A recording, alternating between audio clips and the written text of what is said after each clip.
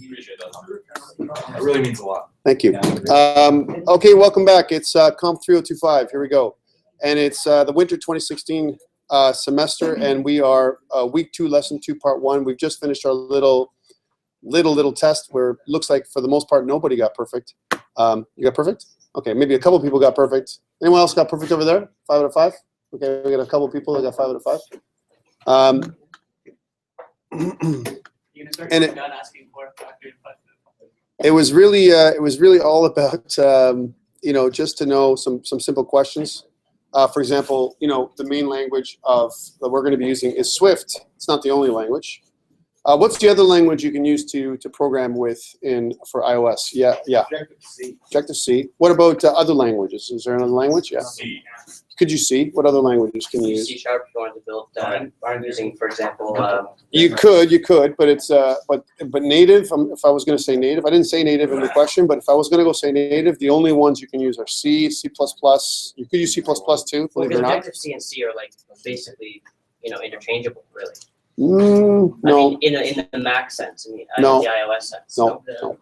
There's some certain things you need to use in them. Objective-C is, I know what you're saying, but you can write C code in Objective-C. Yes, but you still need Objective-C libraries. Yeah. It's all written there, so you can't do it without Objective-C. And I'll tell you something else, guys and girls. We cannot write an app right now on iOS or whatever without Objective-C. Even now, right? Even though we're running Swift, there's still, for the most part, on the back end, it's Objective-C. So they're still not fully converted to Swift. There's a lot of libraries out there that are Objective-C. So it's not going to hurt to learn about Objective-C. We won't do Objective-C in the classes. We just don't have the time for us to do that. But Objective-C is the back end. You could write stuff in pure C and other languages, C++ and so on, to help you out. And this browser, this IDE supports writing things in C, C++, Objective-C, Swift, and so on. I mean, again, Swift is the new language, and we're going to talk about that a lot today. How about this? One of the questions was, can you really, you know, make iOS applications without a Mac? And the answer is no. That's the answer. You really can't, and I'll tell you why before you put your hand up. The reason why you can't do it is because you need Xcode of some sort. Even if you were to write, if you were using Xamarin, right? If you're going to use Xamarin Studio, you need a Mac. You can write Xamarin Studio on a PC, but you got to bridge it to a Mac to make it work, right? In terms of Xcode and everything else. If you actually look it up online, it'll tell you that, right? If I use iOS, if I was going to write an iOS app with something like other kind of software that it was non-native, like for example, some kind of software that wrap things around, like Accelerated Titanium, I couldn't write an iOS app with Accelerated Titanium. I could write everything else. I can write BlackBerry, I can write you know, Android or whatever. If I don't have a Mac, I can't deploy to iOS, which is a bad thing. Same thing with if I was using something like the Ionic framework. If I'm using Ionic, which is a really cool framework, guys. And again, I would, if you're someone who likes AngularJS and the whole mean stack and all that kind of stuff, it's a great transition. You write a Node.js app with a MongoDB backend database, and use the Ionic framework with Cordova to create your Android and iOS application. Really cool. You can't use an iOS application. You can only make the Android piece if you're on a PC. It'll never deploy, right? The only thing that you can make on iOS, which is kind of funny that you can do this on a PC, is if you use Unity or Unreal, you can create a Unity or Unreal application, like a game or an interface, and then deploy you can create a deployment target, a build for Unity or Unreal through a Unity or Unreal to iOS. And I mean, you can't test it because you still need a device to plug into, and you need Xcode in order for you to deploy the actual. So you would deploy it from Unity and then load it onto your Mac. You could have to load it onto the Mac. You'd still have to have a Mac at the end of the day. If you actually do any kind of tutorials online, one of the things they say is, what about a Hackintosh, right? Hackintosh, another way to do it. You don't really need a Mac. It's a Hackintosh. It's like I said last week. It's a pain in the ass. Truly, it's a pain in the ass. At the end of the day, there's so many updates. Look, we just got an update just now for the latest version of iOS, and it's asking me, should I update, right? I said, no, I've deferred it. But at the end of the day, there's updates for iOS throughout the version's life cycle. So iOS 9.1.3 or whatever the hell just came out, right? And then, you know, it's going to keep happening. So imagine you're a developer and using a Hackintosh, and that means I got to update my Xcode, right? And I can't somehow. because I need to update my. I need to do a small update sometimes for my Mac OS, and you can't on a Hackintosh. If you update your Mac OS, sometimes it'll break your Mac, right? Yeah. Are you saying Hackintosh? I am. Yeah. It's an actual thing. They do that kind of stuff, right? Yeah. And like, what kind of processor architecture? Don't you need a special processor architecture for it to work? For Mac? No, it's To just have Hackintosh. it's an Intel. No, as long as you have an Intel architecture, you're good. So the CPU is fine. If you were going to look it up, Tony Mac. If you're interested in doing that, go up with Tony Mac. Search Tony Mac for a Hackintosh up online. And install like an AMD processor. You can't do an AMD processor. You need there's recommended hardware if you wanted to build one. For example, you need certain NVIDIA cards or whatever for your video card. They recommend certain motherboards if you're going to build it from scratch, like if you really want to build one. Some laptops are already compatible, like there's certain laptops that you can make it run, so it runs fairly good. But at the end of the day, it's not a Mac. And the problem is when you come to updating, now imagine me, I'm a developer, and then I got to go fool around with my operating system again. I hate that. I'm sorry. I want my operating system to be as stable as possible, develop my stuff, and move on, right? So that's why I got a Mac, not because of anything else. I want to be able to do cross application development. You want to have money on that? If you have a Mac with Windows on it, does that work? Yeah, it does. Does it? Yeah. Actually, it runs better. It runs Windows better than Windows does. Like in the regular system, honestly, I run Windows 10 on my Mac in Boot Camp, right? And it runs great. You can't use VMware. You got. Yeah, you get it all. I mean, I can run. You know, actually, that's the one thing they tell you. And I was bugging my developer buddies. I was like, dude, you know a fix, because I had a problem with my Hackintosh at the time, and I had a separate hard drive. I was running my Hackintosh on a second hard drive on my laptop, and I had to modify the kext files and all this kind of stuff, get into the operating system and everything else, and write my own driver. You know, I had to do all this stuff, and I'm thinking, man, that's a lot of work. That's a lot of time of my time that I'm spending trying to fix my Hackintosh, right? What the hell? And the guy said, dude, just get a Mac, right? And he goes, and then run Windows on the other side, or run Linux, or whatever you want, right? And I'm thinking, I don't know. And like I said before, as students, you guys get some great academic discounts. And you can always buy a refurbished Macintosh computer, like 2 weeks refurbished. We're talking out of the Apple store, right? 2 weeks, certified refurbished Mac, and you save $500, right? So would that be like just returned, or like something that was originally Yeah. defective or something? So you buy one, and you're like, man, I don't like this one. I want the better one, right? And then Someone returns it. someone returns it. It's got to be 2 weeks old max, and then they kind of look at it and everything else. And if everything's clean, there's no scratches, it's in the box and all that kind of stuff, they can return it and they'll resell it. They'll clean it up. They'll take the stuff off of it. They'll and then you're good to go. Huh? Just ask for it, like 22 people. No, you go up online. Damn, I have to do this, guys. Come on. Oh, okay. No, I thought you meant like you Let's walked do in the it. store. I don't Let's think do it's it. online. You know what? Let's do it. Someone will ask the questions. Get us all Mac. Let's go. I would love to. Sure. So Plug for Apple, right? So you go down to the to Apple. If you go to Apple, if you want to check this out, on the bottom, there's a couple of options. One of them is refurbished. There's also education, Apple for Education, which is I recommend if you're really interested, right? But if you go to refurbished, let's say you don't go to education at all, and you go to refurbished, and you look for what you're looking for. Let's say I want a refurbished Mac. I kind of look at that, right? And then you can see, like, for example, here's a refurbished 11.6-inch MacBook Air, sorry. You know, and again, it's an i5 processor with 4 gigs of RAM and let's say 128 gigabyte SSD for $929, right? So it's 15% off, right? And it tells you the model, March 2015. That's when you got it from. So you can go through this thing, and you can see that there's a bunch of different ones. And as you know, the price is going to go up as you keep going more and more powerful. Like if you want to go to something like a 15-inch MacBook Pro, which sometimes they have near the bottom, you can see how the price keeps going up. Here we go. So 15.4-inch MacBook Pro, 2.2 gigahertz quad-core i7 with 16 gigs of RAM and a 256 SSD is $2,000, pretty much.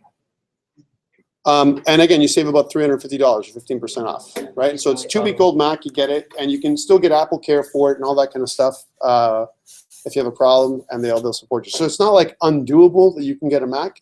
It's still, even refurbished, it's still more expensive than if you're buying a PC, or if you want to make a PC, you can make it much cheaper or whatever. But at the end of the day, you know, it's the only way you're going to get to be able to develop properly. If you're going to be an iOS developer, you got to get a Mac. Okay. Xcode is at version 7 right now. For those people who don't know, Xcode version 7 and iOS 9. So that was the other question I asked, true or false, right? Xcode 7 is only available in Mavericks, the latest version of Mavericks, and if I'm not wrong, El Capitan, right, which is what we're running right now. The system in front of you is called El Capitan. That's the version of Mac OS X that we're looking at. OS X 10.11 is what your VM is running right now. So that is what you require to run iOS 9, so actually develop for iOS 9, and Xcode 7. And again, they just had an update for Xcode 7 that supports the latest version of iOS 9 dot whatever that just came out, which we're not going to do, because then you'd have to update yours, and you can't. Okay, questions around anything else that we asked on the quiz that you didn't quite get or you don't agree with? Please put up your hand. All right. Yes. If I'm opening a project in Xcode, yes. I want to open it up straight from the Git. Is there like a quick way to do this from the splash menu? Open it from Git? No. The best way to do it is, like I said, and this I was just going to go do that. If I would go up on GitHub, and if you want to download that application that we just did, so if I go into Georgian, where I have our stuff, and if I was going to look at COMP3025, and here's our quiz app. This is the one I put up, right? So if I click on this one, the best way to do this, if you notice, is here's our project, right? I'm going to download this thing. I'm going to download this as a zip. So here, let's just do it together, right? So, sorry? Just give it a second. It'll boot up and you'll be happy. Don't worry. So I'm going to put it on my desktop just to check it out. So here's my COMP3025 quiz app. It's going to come up with master at the end, right? And again, you can change all that. So now it's on my messy desktop. Let's just go back there for a second. And here it is, right? What I want to do is I want to double click here and extract, and it's easy to do that on a Mac. And when I look through this thing, I have my quiz app, right? So there it is. Now I probably want to rename it from master because that's the master branch that you're downloading from GitHub. So how do I open this thing if I want to open this one? Well, you still got to go to Xcode. So I already have Xcode open. I have to, if I go right from file, right, as an example, notice how I can't just do open, right? I can't do open, right? That won't pretty much do it. I have to close down my project. So if I close my project, notice it's closed. And if I go file, open now, and I go to wherever my quiz app is, which is on my desktop. So this is the COMP3025 quiz app. And if I press open, see, I'm on the root of my folder here, right? That's how I do it. Where my README file is. I'm not inside the quiz itself. I'm not in here. I'm on the outside, where I see my quiz.xcode project file right here. If I click open, then it's going to say, does not support opening folders without project or workspace. Okay, cool. Let's try this out. How do I do that, right? Let's check it out again. So file, open. Or if I double click, what if I double click on that thing? What does it do? Right, so here I am. And I double click on this thing, and then there's my quiz app, right? Is it a working project though? Let's take a look, right? Is it a working project? Yeah, it's all right here. So if I take a look at my quiz app itself, I get my whole, the regular thing that I got here. So I just double click to open it up in Xcode, right? And notice how I also have, all the different details here. Again, this is my, what's this pane called? This pane here. What is this pane for? Anybody? Huh? Explorer pane? The navigator's pane. Okay. I might ask you this, and I'm going to explore these, these questions on the quiz next week, right? This pane is the navigator's pane, right? What's this pane for? Primarily. Details? Mostly it's the editor pane. If I single click on a file, I don't double click. If I double click, and Rich found this out last week, if you use the double clicking, let's say Visual Studio, right? If you double click it, it'll open up the file that you're looking at in its own file itself. It's its own pane, right? So I only have to single click to switch between views, right? So that's all I'm doing here, right? So this is the editor view, or the main, the view that I'm looking at right here. And how about this one? What's this view called over here? This is the details view. This is more of the details where I get all the details, right? On the top here, I have some additional options. What do these options do on the top right corner? Change your view.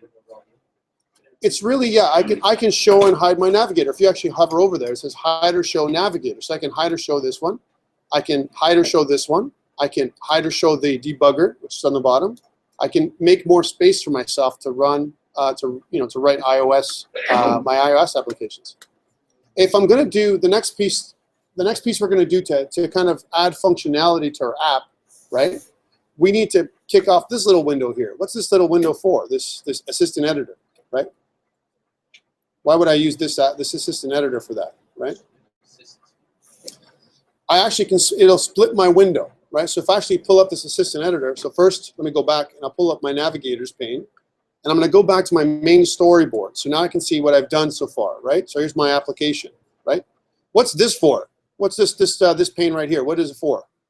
Anybody? Why do I need this part? If I have my storyboard here, what's this for? It lists all the objects that are in your view here. It's my view hierarchy, right? So my view hierarchy, or basically what it does is it shows me how all of my objects on my view are nested, right? So you can see the nesting order. Here's my view controller container, right?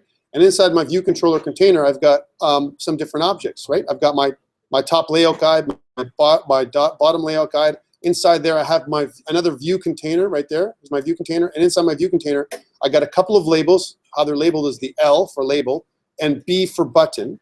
And I also have my constraints. All my constraints are layered inside of this hierarchy. So you can see the whole view hierarchy. This is really important because if you ever want to troubleshoot what's going on, you can actually click. If you have trouble clicking on what's going on over here in the storyboard, you can always click inside the view hierarchy here in order for you to figure out what's going on over here. If I want to select an object like this one, I could certainly select it by clicking on it here, left clicking, but I can also select objects from in here, right? Which is a lot of the times more, I recommend it, okay? Let me tell you why. If I click an object here, do I have a chance to move it around by accident?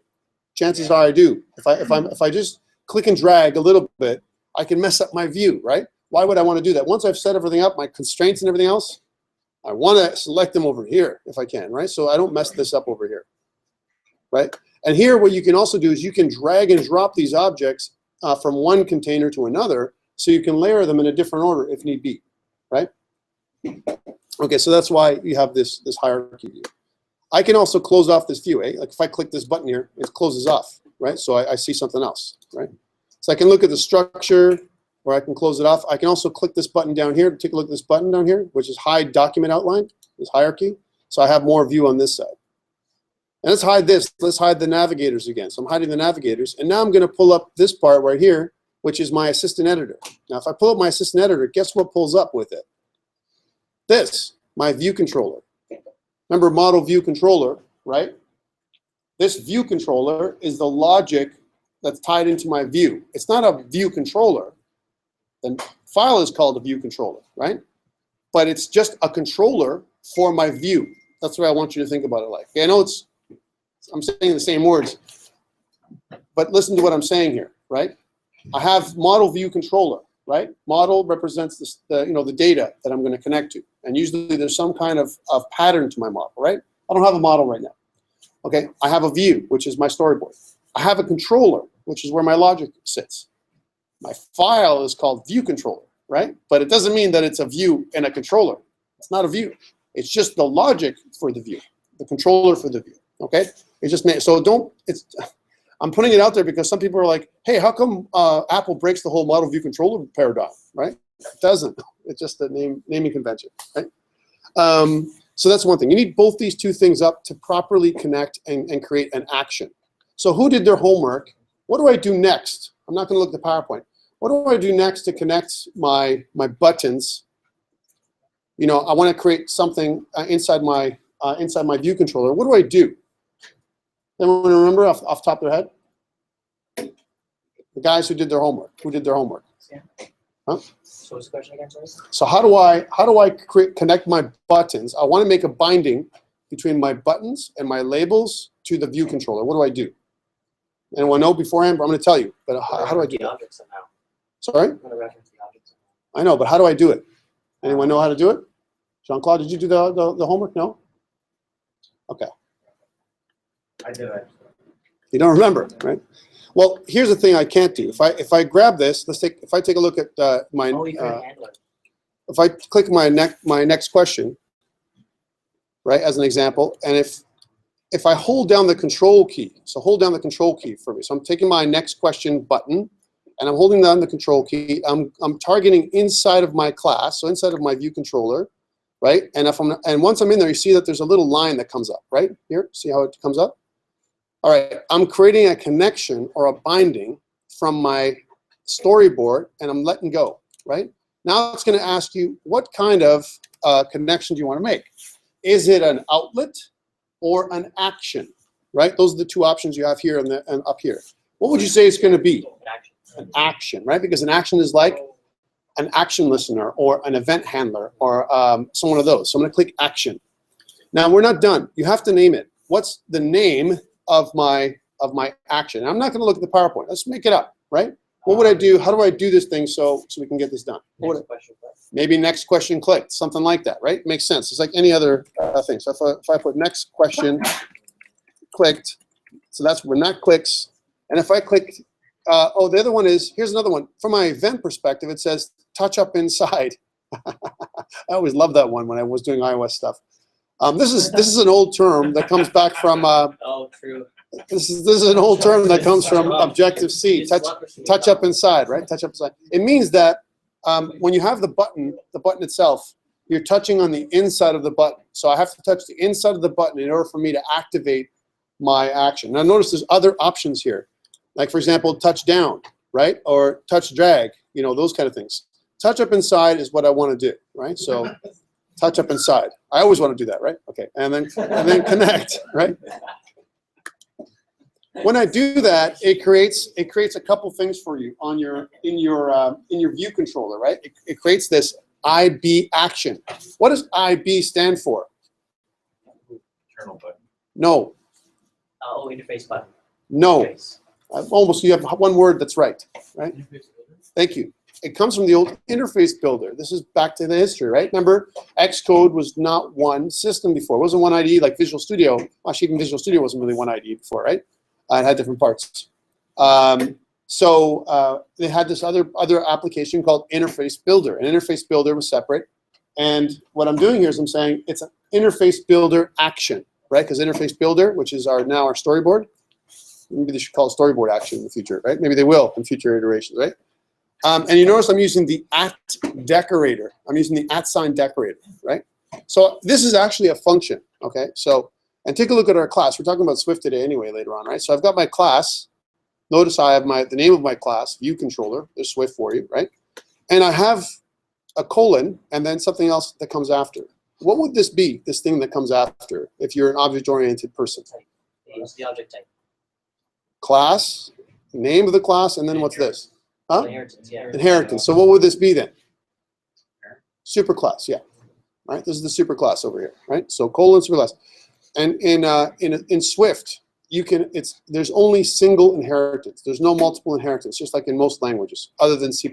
C++ supports multiple inheritance. So right? what we just did is really the equivalent of on a .NET app, when we double click on a button, we've dragged on there and Visual Studio writes the event handler. Correct. We would double click on the button in Visual Studio. Here, there's no double clicking. You'd be forgiven to think you can do that.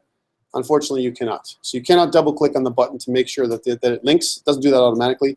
You have to, drag and create the specific type of event handler or event that you want to trigger, right? So next question clicked would be this trigger, right? And notice that we have a couple of things here. We have this is actually a function, but our function, think about this as a method, right? This is our class, here's our method, and I'm overriding the IB action, right? That's what I'm creating, an override for this particular custom method.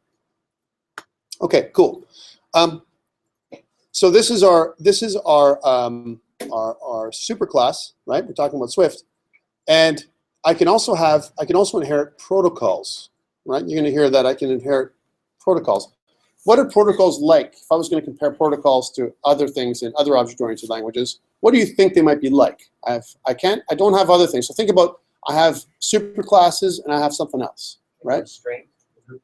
Like an interface, right? That's exactly what they're like. So think about protocols like interfaces. And what are interfaces? Anybody remember? for like blueprints for like a class. Okay, that's one way of thinking about it. A blueprint. Anyone else have another definition for an interface? There's no definition of the methods. Someone else. Thank you, Sam. How about Jean-Claude? What do you think it is? I'll come back to you in a second. Huh? Come on. What do you get? How about Blaine? Huh? I'll tell you what it is. But Blaine, what do you think it is? Tell me what. I have to ask Blaine. Blaine's too quiet today, right? I remember I think defined your method as just abstract, as you pull it away.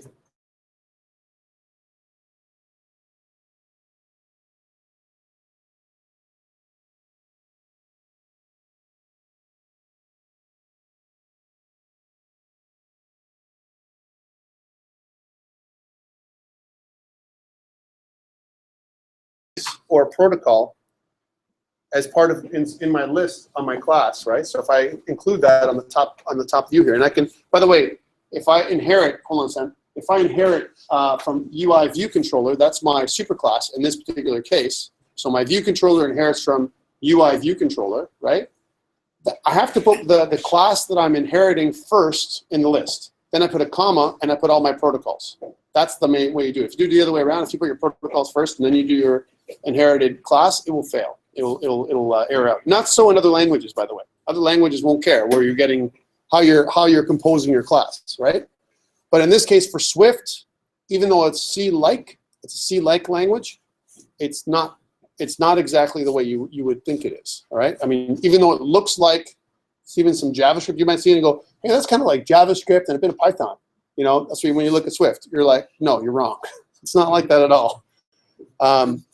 Yes. Sure, Tom. My DM's been taking a while. Which file are we in here? You control that stuff. Yeah. And then, yeah, I did. So I was going to ask, and I guess I realized that. So that's one thing. So inheritance is happening here. And then for my function, take a look at this. I have my method. This is the way we make functions or methods in classes. I need to use the func keyword, lowercase, right? Func, F-U-N-C, right? What does this method return right now? Does it return anything? It returns a function. It returns nothing, right? This doesn't return anything because after the method, normally what we do is we have the return type before, right? Oh, this is like ActionScript, eh?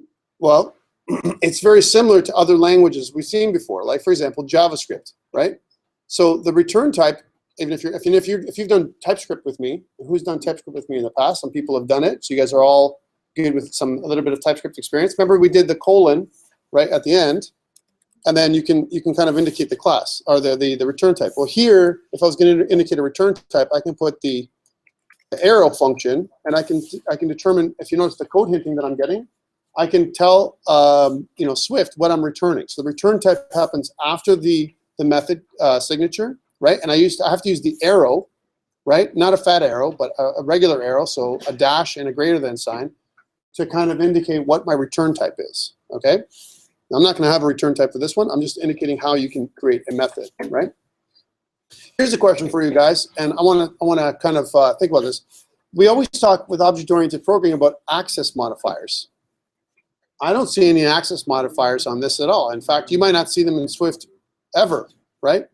What is the default access modifier for properties or instance variables in Java? Who remembers? Huh? Private? Is it private? No. Public. What about in C#? What's the default access modifier? I think I've asked this question before, right? What's the default access modifier for C#? Rich? Virtual. Sorry. Default access modifier for properties in a class for C#. How about Java, right?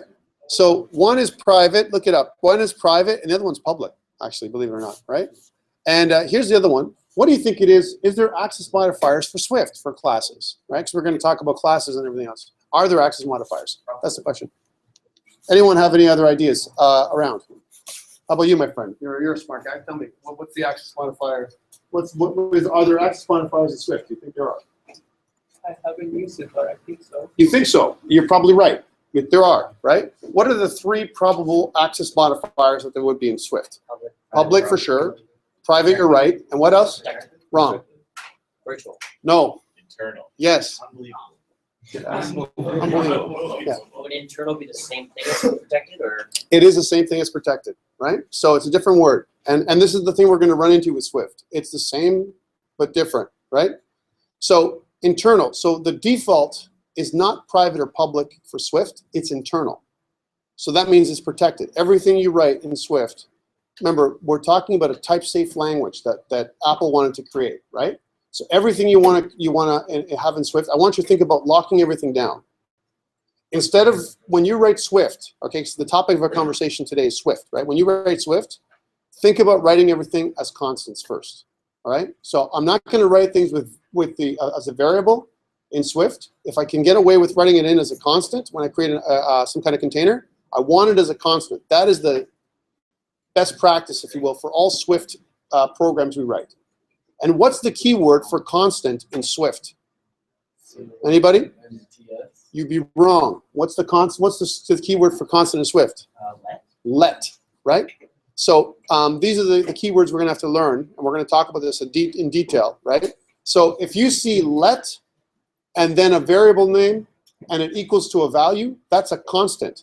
And you're going to see that all over the place. You're going to see that when we create variables that are local. If I create a local variable inside of a loop, why not make it a constant, right? Because what it does is it creates it and then it's gone, right? And then what happens is it disappears. It rewrites that constant over and over again in that local scope, right? So, and why would they do that? Because what the guys at Apple have done is they say this: if we know a variable, an identifier, is going to be a constant, right? I can optimize my compiler and my performance because I know the value is never going to change. So let us make everything constant as much as possible, and it further locks down our interface, prevents any changes and weird stuff from happening, right? So let's lock everything down, and if we lock everything down, we have a higher chance that our applications will be more stable than if we use variables. That's the thinking behind using constants all the time. So you're going to see that constant stuff being used. Okay, cool. Let us take care of this other binding. So we bound our question button, and I want to bind one of my labels up here. So what if I was going to, and this isn't the app that we're building, but what if I wanted to click the question and I want to bind my label, right? So that when I click the question, it says, hey, you click the question, right? So another kind of button. How would I do that? Well, it's very similar to what we did with our button. So I'm going to grab my label, right? And I'm going to hit Control, and I'm going to control drag from my label into my view controller, right? Like this. And it's going to be above my IB action. And I'll tell you why in a second.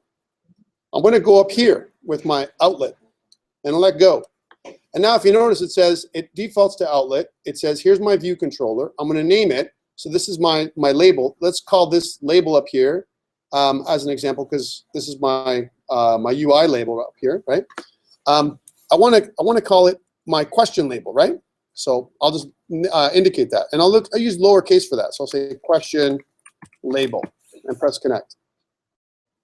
I'm leaving it as an outlet. Okay, cool. I get a hand on my label, so I can't drag it.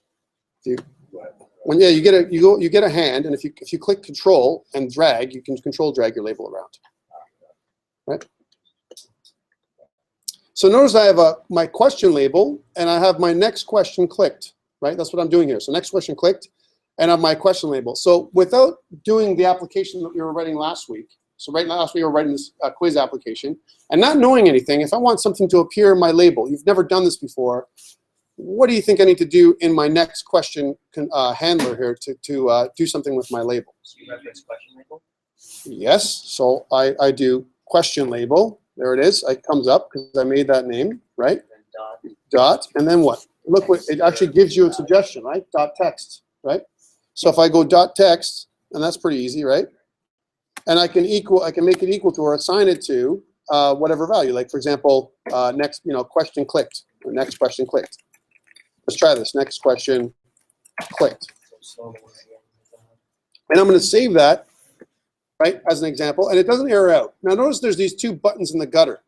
Take a look. I've got this kind of like this little circle and a target in the gutter, and I have this other circle and target in this gutter, right?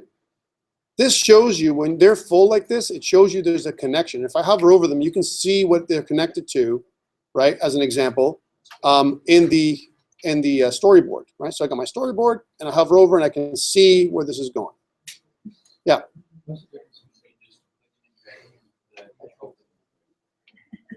Control click. You can't click and drag. If you click and drag, it may or may not connect. Right click is a different thing. I didn't say you can do that too, but I would recommend control click drag. All right, it's the right way to do it. All right, there's always more than one way though. Okay. Okay, so let's test this out. So I'm going to run this thing, and notice my target is iPhone 6s Plus. I'm going to change that to iPhone 6s, right? Because that's my default. Is my iPhone 6s Plus, iPhone 6s, and then I'm going to press the play button, which looks like the play or debug button up here. Right, so let's run this thing. It's going to take a second to bring up your simulator, right? So your simulator is going to come up, and when it comes up in the simulator, you're going to see that it's going to take a second or so to come up, or a few minutes for you. If it's really big, if it's massive, right? If, for example, if my scale is 100%, it might look like this, right? And that's not what you want, because I'm displaying this stuff. You want to reduce your scale a little bit, so you can go to Window, and you go to Scale, and you can go back down to something that makes sense, like 50%. Right, if you need to. Okay, let's try this out. So if I click next question, I am expecting that this would change, right? So let's click it. Yay, next question clicked, and it appears in the middle. Right? So we've done really, just with this alone, without doing anything else, we know the way things work. So what are the two connections we can make so far that we've learned about today, so far? Two connections we can make from our storyboard, two types of connections to our into our view controller. What are the two connections? It's right there in front of you. IB outlet, and IB action. Okay, please remember that IB outlet and IB action. Interface builder, IB, right? I know it bugs you, and when you hear this at IB, you know what? It's a throwback from the Objective-C days. That's when it came from, right? And if you notice, it's a decorator that sits in front of a function, right? Which indicates to Swift, right, or to iOS, when we're doing iOS applications, that I'm making a connection. I'm creating a binding. Think of it this way. I'm making a reference. I'll say it another way. I'm making a reference between the actual object that's on the storyboard. So it's reference, a pointer. It's pointing to that, the object in the storyboard, and I'm pointing to that. I'm containing the pointer of the memory location of the storyboard inside my view controller. Once I have, once I get a hold of it, through some kind of IB outlet, right? If I want to, that's where I pump stuff out. That's my output. Anything I want to use to output, I can use an IB outlet. And everything I want to input, I need to make it an action. Okay, I want to make a question for you. Can I make more than one connection for my object that's on the storyboard? So if I have my object, a button, can I also make that an IB outlet? You say yes. Anyone have another? It's true. You can do it, right? So if I take my button, right, here's my button, and if I press Control Drag, and I drag it above my IB action, just a second, Sam, and if I let it go and leave it as outlet, and if I just call this thing my next question button, just like I called it the question label, so I'll say this next question button, We're still building. and if I click on connect, right, notice I have another connection for it here, right? So if I want to, when I click my button, not only can I change the text value of my my label, but if I want to here, I can change the text value of my button. So let's try this out. So in my button, I'll say next question button, text. Let's see if I can do this, right? And now, is there a problem here? Let's take a look here, because remember, the button is not just it's not a label. So if I try typing text, is that an option for me? How about, is there, what's the button made? What about, okay, set text. See if that works. Set title. There's my set title. I like the set title idea. And here's my title for my button. Notice I also have a for state. That's kind of a weird option. So I can't do that. What about other things? Is there anything else I can do? You might have like a child object. Maybe a child object. Like, for example, what? Like maybe a label? Right. Probably is going to be something like a label. Let's try it. Right. So if I start typing some kind of label or layer, no, that's not it. What else? Set value. Okay, let's try set value. But it gives me the if you notice, there's two values you got to set. And what's the question mark? What does that question mark mean in Swift? Hold on. Anything. No, I like your thinking though. Uh, I know you're guessing, but I want you as developers. This is what we do. We jump in with both feet. We try and figure out what the hell everything means, right? it's optional. It's an optional. It's an optional. And optional for us means that it may or may not be something we call upon. We may not use it, right? So I don't have to use you know, an object like this, right? Yes. The current title. Current title. Let's take a look. Let's see if it's current title. Current title. Yeah. It's a string. And then let's make it equal to you know, clicked. Just make it clicked instead of next question. So we know we can modify it. I get an error. How come I'm getting an error? And what's my error that I'm getting, right? So we're gonna get these little things because you know, again, you'd be forgiven to think you can do this kind of stuff. Let's check this out and see how it works. So if I click on the error, it says cannot assign to property. Current title is a get only property. So if that's a get only property, is there maybe a set current title? Let's take a look, right? If it's a getter and setter, then let's try this out. So if I say sets, I can't do set current title. I can probably try and set title. And if you notice now, I have my for state, which is my UI control state, and I have my title string. Let's just try and not modify my for state over here, but I want to modify my title string. And notice how I have my title string in here to whatever I want. I can start off with my title string as clicked and see if that errors out for me, right? I save that. It looks like it accepted it. It's accepting it, right, for my button. And now let's run it in my simulator to see what actually it gives me, right? So I'm running it back in my simulator, and it says build failed, right? Why did it fail? It says editor placeholder in source file. There it is. Editor placeholder in source file, right? So that's what it does. It's not really a, I'll be honest with you, it's not a great answer for me, right? Editor, you know, if I click up here, and if I look at the, if I want to try and find my error, it's right here. So obviously there's some kind of error here that I'm getting that I didn't account for. I'm not sure why it's not giving me. And look over here on the right side. Here's my outlets and my IB actions for my next question, right?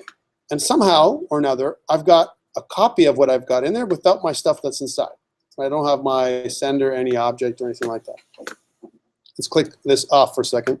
And I've lost somehow my storyboard. So how do I get it back? How do I get my storyboard back? This is going to happen to you when you're starting to use this ID. Yeah. The overlapping circle. What? The overlapping circle. Okay. I'm going to go to the overlapping circle. How do I, tell me what to do. I got this now. Okay. Here's my left panel. Yeah. Storyboard. Okay. So I'm going to click away and click back. And there it is. Good. And I'm telling you that the reason why we're going through this is because, guys, you're going to run into this. You're going to, oh my God, my editor disappeared. Where do I get it from? How do I get it back? Don't panic. You can always get it back. It's just a series of things. So this is wrong, right? So just for your own learning, let's look up how to do that. How do I change a button, the text of a button, right, in Swift? How do I do that? And I want you guys to tell me the answer. So look it up and I want you to Google it. Guys, you know why I'm not getting you to do this? Because you're going to do something funky for your calculator app. I'm not going to be around to help you out, right? And you're going to have to look it up because part of what we do as developers is we have some incomplete information, right? And we have an idea of what we want to do, and we don't know how to do it. And I'll tell you right now, Swift is one of the most documented languages that's out there, even how young it is. You could find the answer, right? How do I change the text of my button? Yes. With dot normal. Okay, so UI control state dot normal is what they say. Yeah, and my Xcode is underlining in red UI control state when it's just. And mine isn't, right? So UI control state dot, oops, I'll type this in here, right? Dot normal, right? That's what you're saying to do. Why are we placing this in there again? That's required. Dude, Ben, I don't care. Okay, still got an error. So you want me to get rid of it? No, just have dot. Okay, let's try that out. So just start normal. So what? How can that be? How would dot normal be a, I'm just asking the question, I know the answer. How would dot normal be an answer for this? Yes. It already knows what type it's going to accept, so it's going to look for that in the enumeration value. Okay. Let's see if this works, first of all. Enumeration, I like what you just said there. Let's see if it builds. I'm going to build this up, and build succeeded, and then it's going to bring up my thing, and if I click on this thing, I have both things changed, my button and the label that just changed, right? I like what you said there. We're going to get into enumerations today, right? Enumerations, I remember enums, they're usually called enums in other languages. They're available in C#, they're available in Java, they're available in TypeScript, okay? If you're using TypeScript for JavaScript, they're available there too. Enumerations, it's like another data type, yeah? But they give you a kind of things. They give you the dot accessor method is how we use them. For example, day.Monday would be the enumeration. Monday would be your value, right? Day.Monday. Well, instead of putting day in there, Swift allows you to put in .Monday, and so it knows what the enumeration is. That's why you can put in .normal. It's really a part of the four-state enumeration. Okay, and that's how we would do it. And the reason why I'm bringing this up, guys, is because, again, you're going to come up with some kind of stuff. It doesn't work. You're going to get into a block, and you're going to go, how the hell do I do this stuff? Look it up. It's there. There's so much out there for Swift. There's videos for Swift. There's tons of stuff. And part of what we're going to do is Swift. But for the most part, I'll tell you right now, the stuff we're looking at right now is not Swift. All right? The stuff we're looking at is we're using the Swift language, but it's the iOS SDK. And it's an API we have to learn, and there's a pattern about it. The reason they're looking for specific inputs and outputs here in the iOS SDK, we're using Swift to handle the API. Just like if I was learning Node, right? When I learn Node, am I really learning JavaScript? I need to know a little bit about JavaScript. But JavaScript, Node for JavaScript, or JavaScript for Node, is totally different than JavaScript if I want to modify my document object model, right? Or if I want to manipulate it. It's totally a different thing that we're learning here for JavaScript, if I'm just making that comparison. Same with Swift, right? If I run Swift or write Swift on its own, it has nothing to do with my iOS application, so there is no API that I'm worried about or whatever. I can run it, and I wouldn't have all these decorators and everything else, right? And where are these decorators coming from anyway? Well, it's coming from this imported UIKit SDK, this UIKit library, right? So when I import UIKit, I have access to the view controller, right? I have access to the UI view controller class, which includes all these methods that I can override, right? And the decorators for IB outlet and IB action. Okay, so that's the only way that I'm going to get that. If I wipe away my import UIKit, so if I take this away as an example, and I save it, now you can see that there's all these errors, right? Because it doesn't understand what UI view controller is, right? It comes from the namespace UIKit, right? Library. Let's go back. Questions around this about IB outlet and IB action, right? This is how you would finish off your quiz out. Okay, we're hanging out around 10:20, and I think it's a great place to get some coffee, some black coffee for me, right? And some other coffee for other people. I'm going to go out with Rich, and we're going to grab some coffee at, what is it, second class or first class? Sorry, second class. You like that second class, huh? And then we're going to come back, right? We can go to the first class. Rich going to second class? Okay, all right, thanks.